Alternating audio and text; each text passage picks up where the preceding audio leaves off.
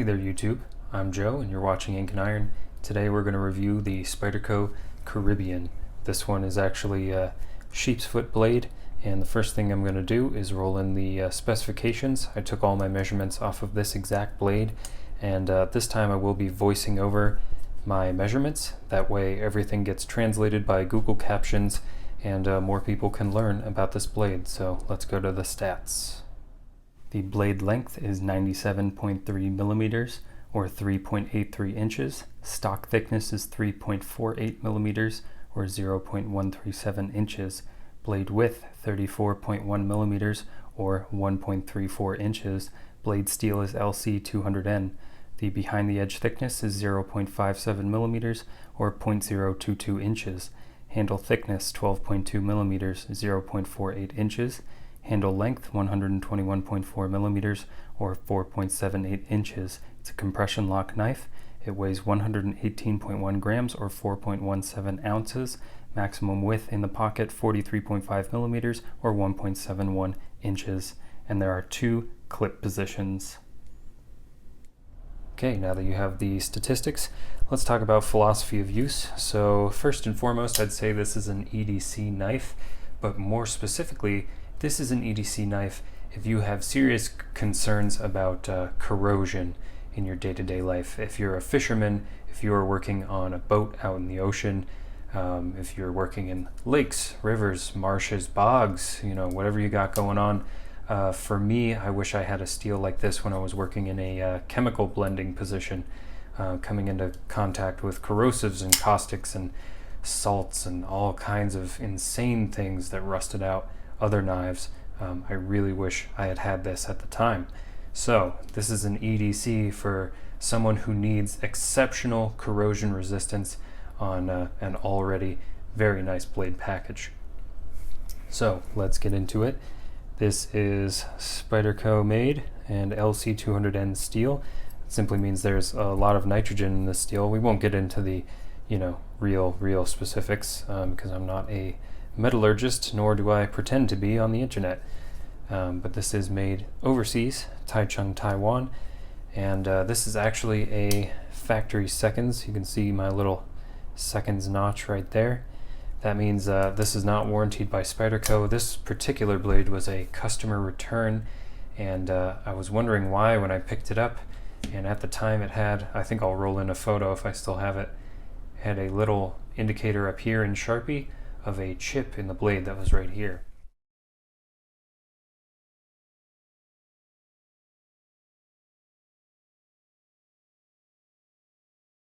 The cause of the chip was excessive travel of the blade towards the lanyard hole. At some point it must have come down too hard, contacted the lanyard hole, and gotten itself a little chip right there. Now, if you can't tell, I have since taken out the chip, and that took me all of about 10 minutes when I got this knife home.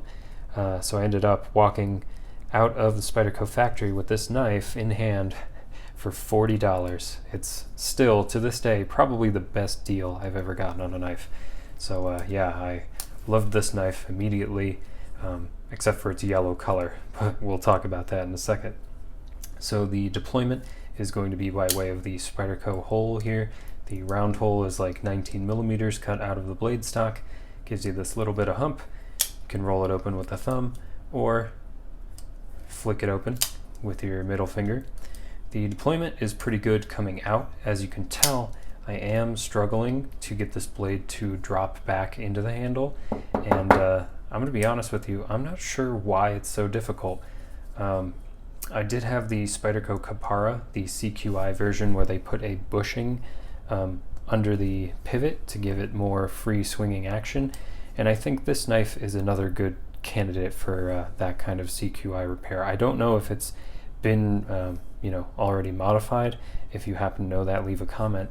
But yeah, the action in terms of closing is a little bit stiff, at least on this particular model.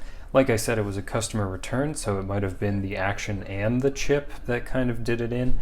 But yeah, in my experience, it's just a little bit of a finicky type of compression lock.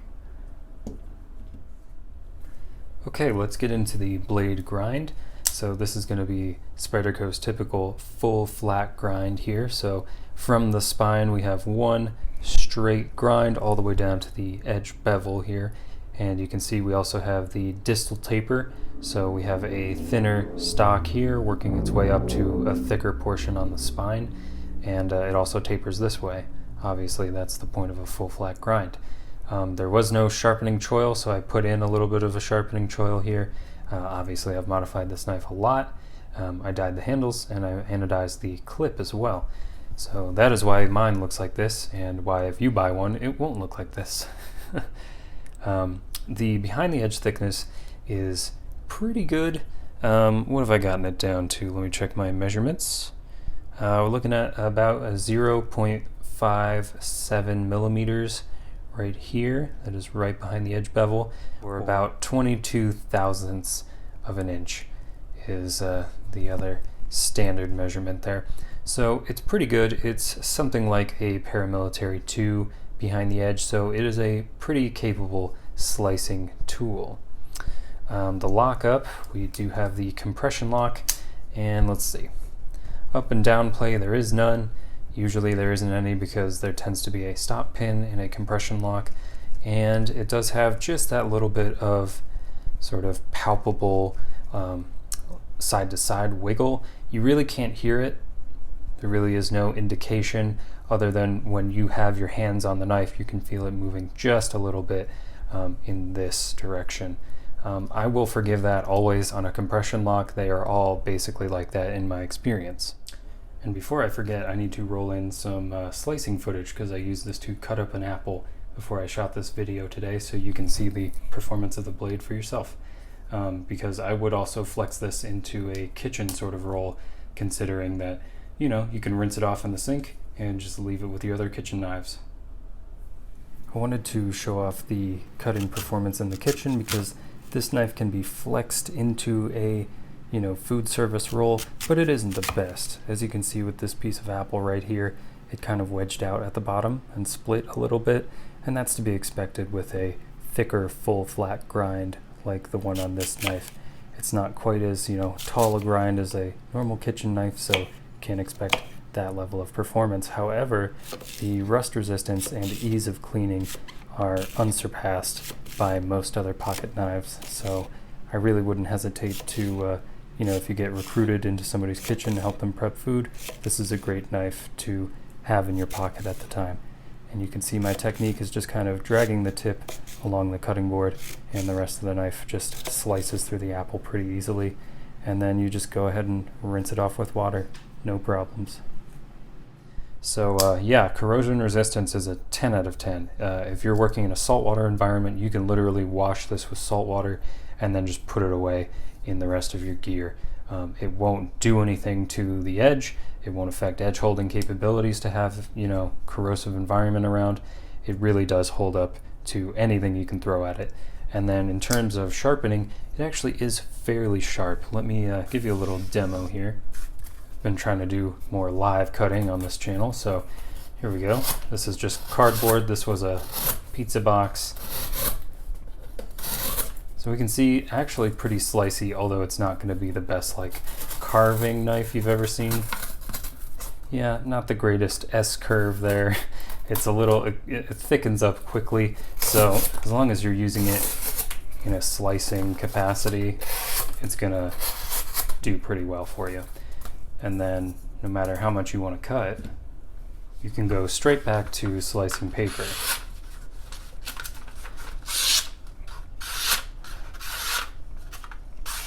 We've been getting some curlies on there. That's nice.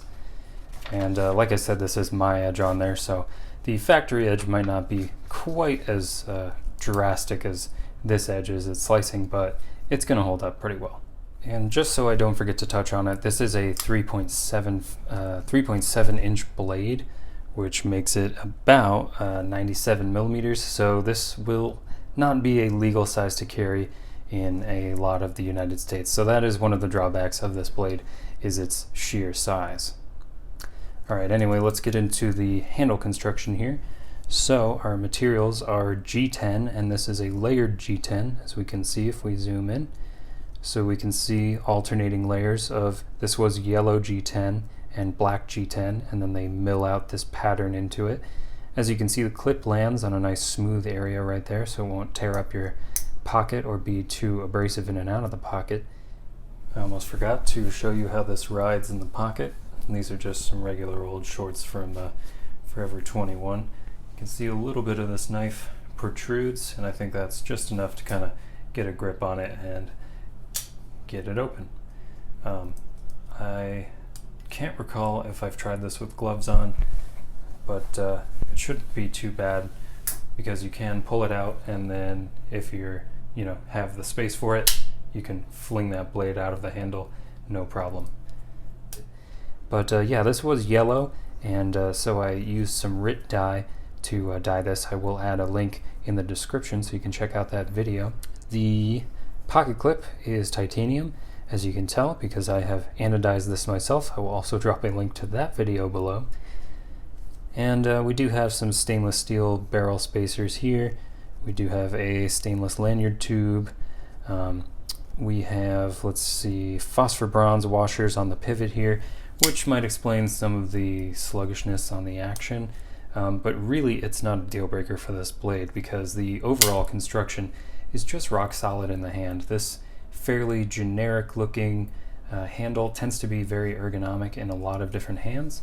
And then we have nice, oops, sorry, tapping to you with the blade there. We have some pretty nice rounding. Let me close it. Pretty nice rounding or chamfering, radiusing, whatever the heck you want to call it, on the handle, so it doesn't feel incredibly boxy. I think, in fact, let me roll in a PM2. You can see the corners on the Paramilitary 2 are a little bit sharper than on the Caribbean itself. As far as traction goes, in my opinion, I think this knife is best used with gloves, and I think that's part of the reason it is so large and just sort of a generic kind of shape. I believe you are meant to be wearing some kind of gloves when you're using this. That's not to say it's not comfortable in the hand. It is very comfortable, but yeah, if you're in a corrosive environment or a saltwater environment, more than likely you're wearing some kind of protective gear on your hands anyway. So I think this is well suited to use with a glove on as well as barehanded.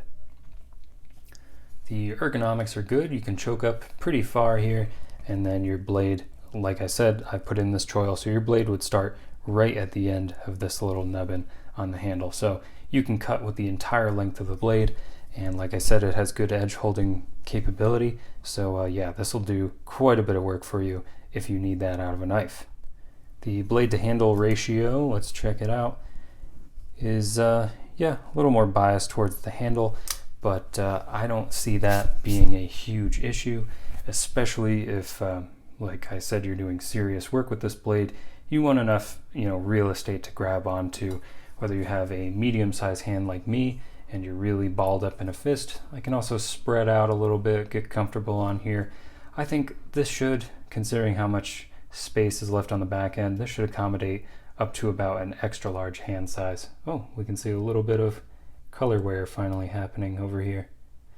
Anyway, let's move on to the clip. The clip is made of titanium and can be repositioned to the right or left side for carry. So we can see here, right, got the extra holes. However, in my opinion, the clip combined with the compression lock isn't the best combination if you are left-handed. I can kind of use this knife left-handed, but its hesitancy to drop down into place when you're closing doesn't make this the most secure feeling knife in the left hand. That being said, if you have experience with Spyderco's compression lock and you are a lefty, you might not have a huge problem with this, but again, I would look into whether or not this sort of hesitant blade falling has been fixed yet.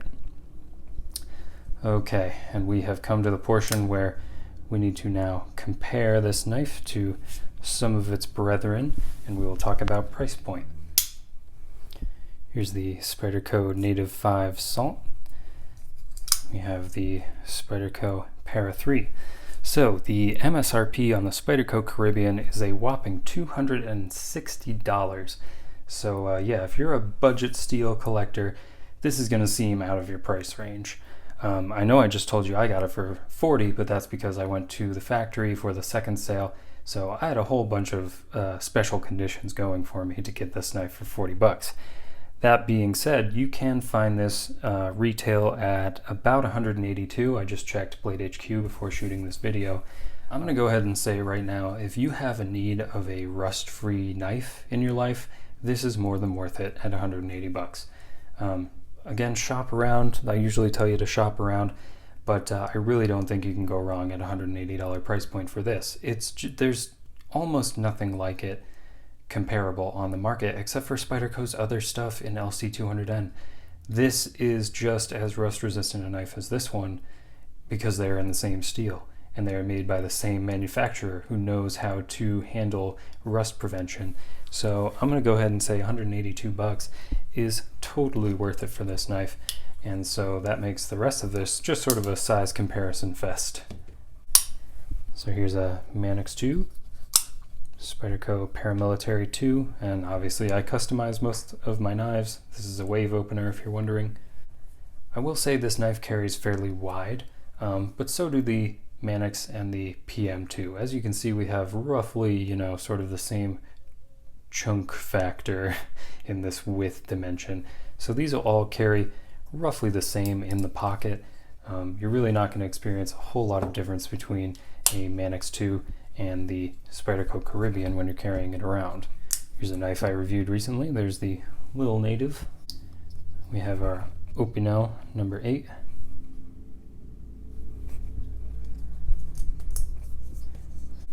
Alright, and lastly, let's put in, this is my Swiss Champ. It's a 91mm Victorinox and a little 58mm Classic. Links to all of those in the description box below. So, overall, is this knife worth it for me? Yes. And I got it for an absolute steal. But I will say, I would definitely pay $180 for this knife. No question.